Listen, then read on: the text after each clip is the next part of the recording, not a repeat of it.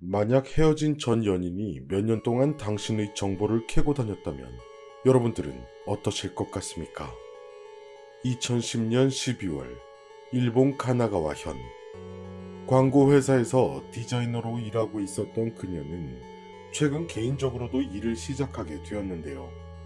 2년 전 결혼을 계기로 이 도시로 왔고 새로운 생활에 익숙해졌고 충실한 일상을 보내고 있었던 그녀.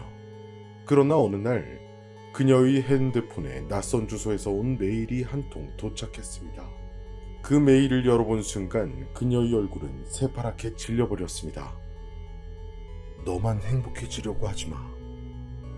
그날 이후 매일같이 같은 메일이 날아왔습니다. 그 건수는 2주 만에 2,000통에 달했죠.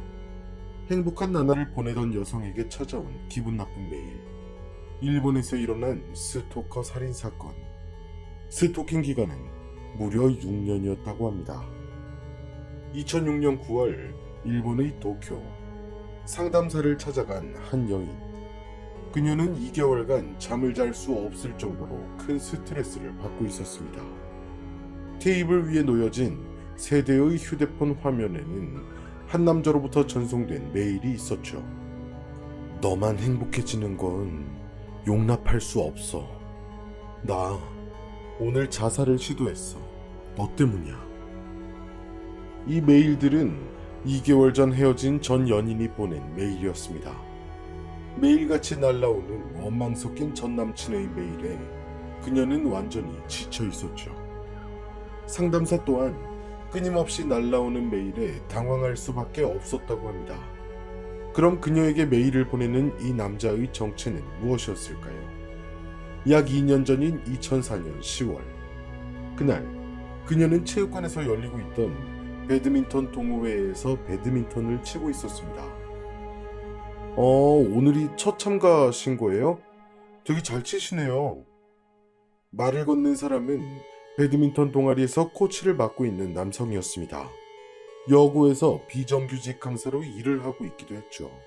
배드민턴 부에서도 적극적으로 학생들을 지도하는 인기 있는 선생님이었습니다. 사교적이고 다정다감한 성격.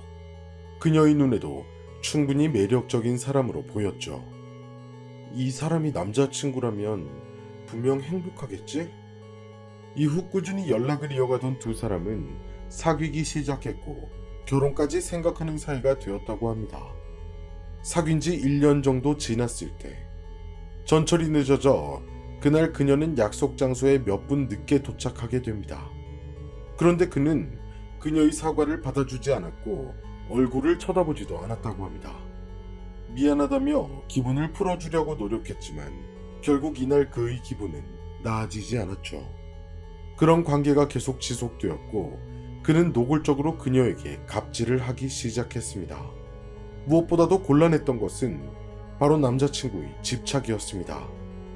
그녀에게 접근하는 남자는 모두 적이었고 그녀를 미행해 모든 것을 감시했죠. 젊은 사람을 업무상이라도 만나서는 안 됐고 교제 관계에 일일이 간섭했습니다. 남자와 단둘이 있게 되면 그때마다 소리를 질러댔죠. 연애 초기의 사교적이고 상냥한 이미지는 이미 사라져버린 지 오래였습니다. 그렇게 2006년 7월 지친 그녀는 이별을 통보했고 이후 끈질기게 메일을 보내기 시작했습니다. 괴롭힘은 이메일에 그치지 않았고 동네 공원에서 그녀의 이름을 외치며 술과 약을 다량으로 복용하고 자살을 시도하기도 했습니다. 역시 거리를 두는 것 외에는 방법이 없었습니다. 상담사의 권유에 그녀는 익숙한 도시와 직장을 버리고 새로운 곳으로 이사했고 드디어 전 남자친구로부터 벗어날 수 있게 되었죠. 하지만 그녀와 상담사의 생각은 빗나가 버렸습니다.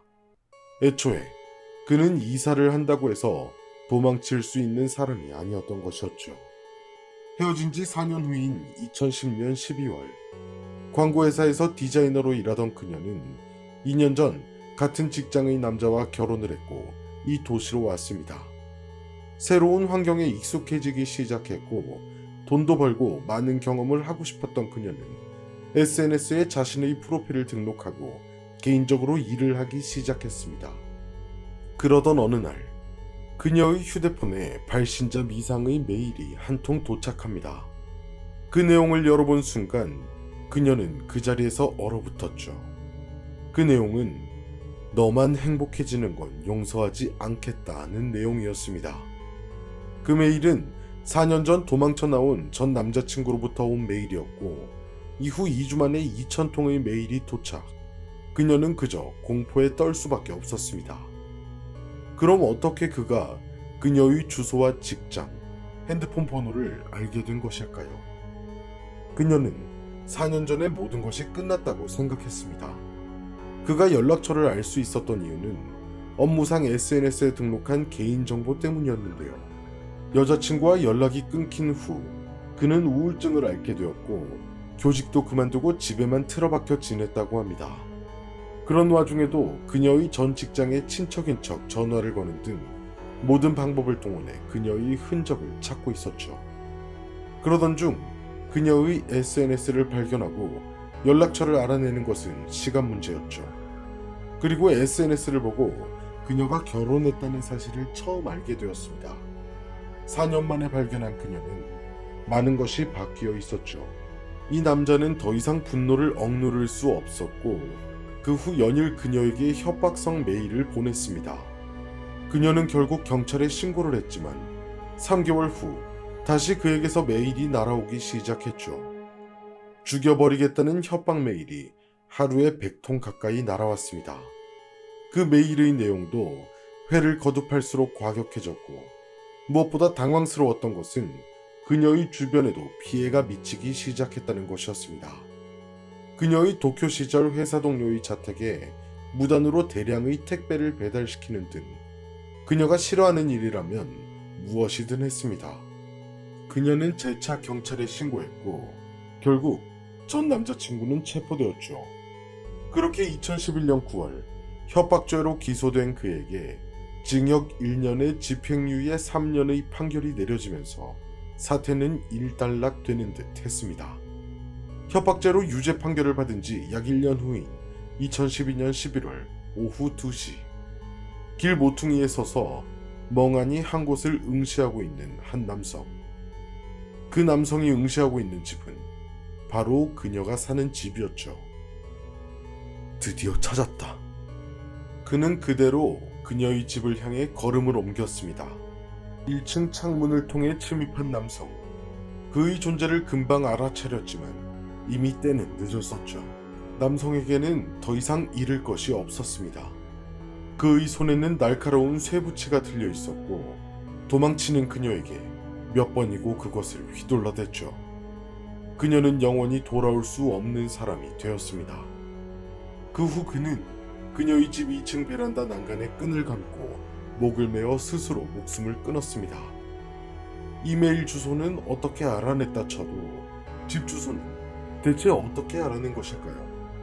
유죄 판결을 받은 2011년 9월부터 그는 계속해서 그녀의 집 주소를 찾았다고 합니다. 야후 지식백과 같은 사이트를 이용해 질문을 반복하며 정보를 수집할 수 있는 모든 수단을 동원했다고 했죠. 도움을 주신 분을 찾고 있습니다. 만나서 감사의 인사를 드리고 싶은데 주소를 알 수 없네요. 어떻게 하면 찾을 수 있는 방법이 없을까요?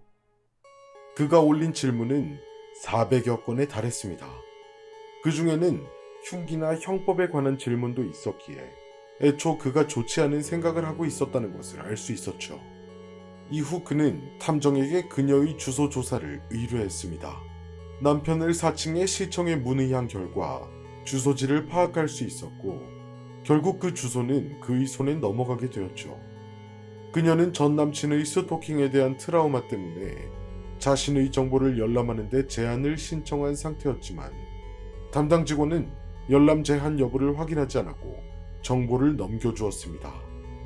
이 외에도 주소를 찾는 데 도움이 되었는지는 알 수 없지만 경찰은 그가 구금되어 있을 때 그의 앞에서 그녀의 주소와 결혼 후의 성을 읽어주는 실수를 저질렀다고 합니다. 2012년 12월 28일 스토커 살인 사건은 용의자 사망으로 불기소 처분을 받으며 막을 내렸습니다. 유족들은 분노를 표출할 곳도 없었죠. 가슴에 뚫린 구멍은 평생 메울 수 없을 것입니다. 하지만 이 사건을 계기로 2013년 6월에는 스토커 규제법 개정안이 통과되었습니다. 이에 따라 연속적인 이메일 전송을 스토커의 스토킹 행위로 금지하도록 규정했죠. 또한 2014년에는 그에게 그녀의 주소를 알려준 탐정 하청업자가 체포되어 징역 2년 6개월의 판결을 받았다고 합니다. 오늘도 들어주셔서 감사합니다.